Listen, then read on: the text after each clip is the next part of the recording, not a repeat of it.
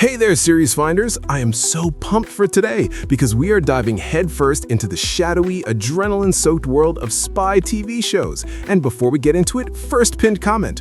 All the streaming info for every single show we're covering today is right there, all organized, easy to find. No excuses. Now buckle up because these shows are not playing around.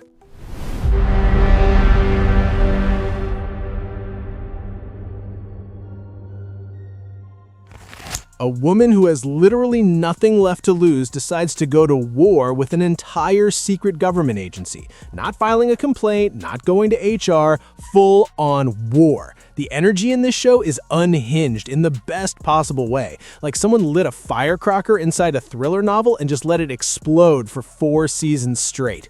The action is slick, the fashion is somehow incredible even mid-combat, and the lead is carrying this whole show on her back like it weighs nothing. And can we talk about the emotional gut punches? Because underneath all the explosions and double crosses, there's this raw, aching story about betrayal and redemption that genuinely hits. It's not just punching and kicking, it's punching and kicking with feelings. The villain to ally pipeline in the show should be studied in film school. Every character is morally complicated in a way that makes you go, wait, am I rooting for the right person every single episode? This is Nikita, and it is the blueprint for the fierce, flawed, unstoppable female spy we all deserved way earlier. All right, imagine the most dramatic man who has ever lived walks into the FBI, sits down, crosses his legs, and just starts running the whole operation. That is the energy. This show is basically built around one singular performance that is so magnetic, so theatrical, so absolutely unhinged that you would watch this man read a grocery list for 10 seasons and ask for more. And honestly, that's kind of what happens. The plots get wild, the conspiracies stack up like a tower of ridiculously entertaining pancakes, and every episode opens with something that makes you go, oh, we are not safe today. The dynamic between the leads is fascinating in this love it or hate it way, like a chess game where one player doesn't even tell the other one the rules. There are moments of genuine tension and then moments where you're just cackling at the sheer audacity of what's happening on screen. It overstays its welcome a tiny bit. 10 seasons is a commitment, let's be real. But the ride, especially early on, absolutely electric. This is the Blacklist, and James Spader is operating on a different plane of existence from the rest of us. Oh, this one. This is the show you put on when you want spy thrills, but also want to feel like you're hanging out with really cool, slightly unhinged friends in Miami. The vibe is sun-soaked and chaotic and so charming it should be illegal. Our lead gets burned, career destroyed, resources gone, dropped back in his hometown with nothing, and instead of crying about it, he just starts solving other people's problems with duct tape, cleverness, and sheer audacity. It's like MacGyver, but with better hair and a much more entertaining supporting cast. Because the team in this show, oh my gosh, the team is everything. There's an ex-girlfriend who treats explosives like a hobby, and a former Navy SEAL who is peak comedic timing wrapped in a Hawaiian shirt. The friendships feel so real and warm that you genuinely forget these people are operating in constant danger. It's funny and tense and heartfelt all at once, which is a very hard balance to pull off. This is Burn Notice, and it proves that being stranded with no resources is actually just a career opportunity in disguise. Okay, wait, pause. We are exactly halfway through, and if you are still here, watching, vibing, possibly already adding these shows to your watch list, then you absolutely need to hit that subscribe button right now and smash that like for good measure. Seriously, it costs you nothing, and it means the world to this little community of TV obsessives we're building together. Okay, back to the spies. We are just getting to the good stuff. Okay, so take everything glamorous and beautiful and cinematic about spy thrillers, the luxury hotels, the European locations, the impeccable suits, and then slowly, quietly, terrifyingly peel back the surface to reveal pure rot underneath. That is this show. It is gorgeous in the most unsettling way. The tension here isn't explosive, it's slow and suffocating, like watching someone walk a tightrope over an abyss in slow motion. The casting is doing work. Tom Hiddleston doing his whole quietly intense thing, while Hugh Laurie, House himself, plays a villain so charming and so monstrous that you feel genuinely conflicted about enjoying his screen time as much as you do. The direction is cinematic in a way that makes you forget you're watching television.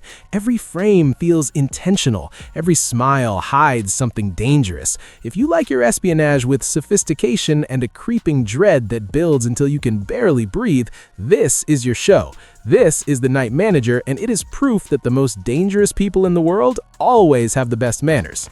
This show grabbed the entire post-9/11 anxiety of a generation and turned it into 8 seasons of absolute psychological warfare, and I mean that as a compliment. The lead is one of the most complex, infuriating, brilliant characters in television history. She is right when everyone says she's wrong, wrong when everyone's cheering her on, and you are never fully comfortable trusting her judgment, which is exactly the point.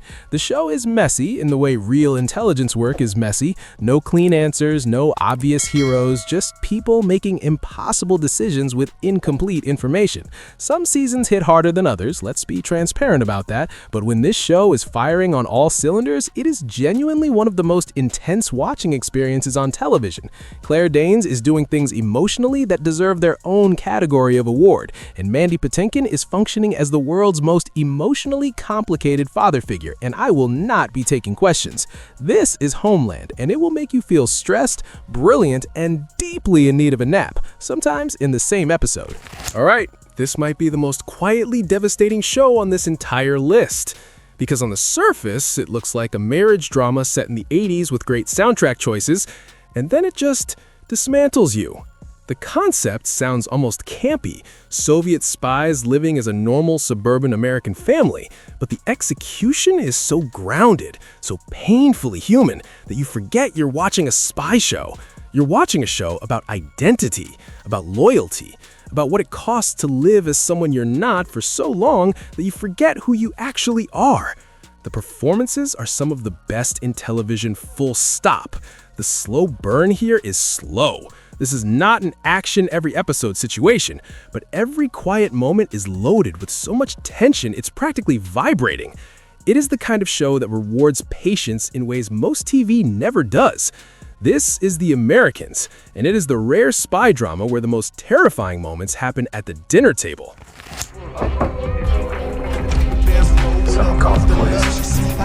And here we are, number 1. And look, I know what you're thinking, a crime procedural with an AI, that sounds like a network TV safe play. And then this show goes ahead and becomes one of the most philosophically rich, emotionally overwhelming, genuinely visionary pieces of science fiction television ever made.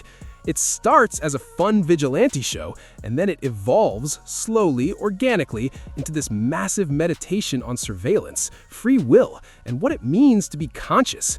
The team dynamic is incredible. Every single character gets their moment, and there are plot developments in the later seasons that will make your jaw physically drop. Jim Caviezel is all brooding, quiet intensity. Michael Emerson is doing his creepy genius thing perfectly, and together they have this oddly touching friendship that sneaks up on you completely. Also, this show predicted so much about AI and surveillance culture that watching it now is genuinely a little eerie. This is Person of Interest, and it started as a TV show and ended as a warning. And that, my fellow series finders, is your spy TV show marathon lineup. Don't forget, streaming info is all in that first pinned comment. Easy, organized, ready for you. Drop in the comments which one you're watching first, or if you've already seen them, tell me your ranking. I want to know everything. Like the video if you had fun, subscribe if you want more of this chaotic TV energy in your life, and I will see you in the next one. Stay watching, series finders.